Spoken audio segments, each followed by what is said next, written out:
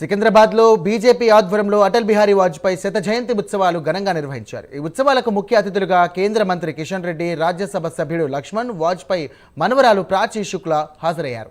వాజ్పేయి జీవిత వృత్తాంతాన్ని ప్రతిబింబించేలా ఏర్పాటు చేసినటువంటి ఆర్ట్ గ్యాలరీని వారు తిరికెళ్చారు. ఇక వాజ్పేయితో అనుబంధం ఉన్న బీజేపీ నాయకులను ఆయన సన్మానించారు. నేటి భారత యువతకు వాజ్పేయి ఆదర్శప్రాయమని కిషన్ రెడ్డి పేర్కొన్నారు.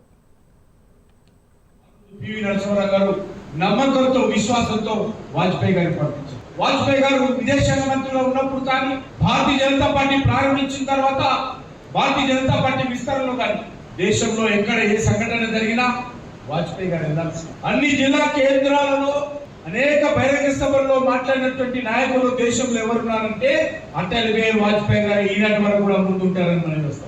ఇతర పార్టీలకు సంబంధించి సమాజంలో ఉన్నటువంటి ప్రముఖులు కూడా చెప్పారు. చాలా మంది ఇండిపెండెంట్ పార్లమెంట్ సభ్యులు మీకు మద్దతు ఇవ్వడానికి సిద్ధంగా ఉన్నారు.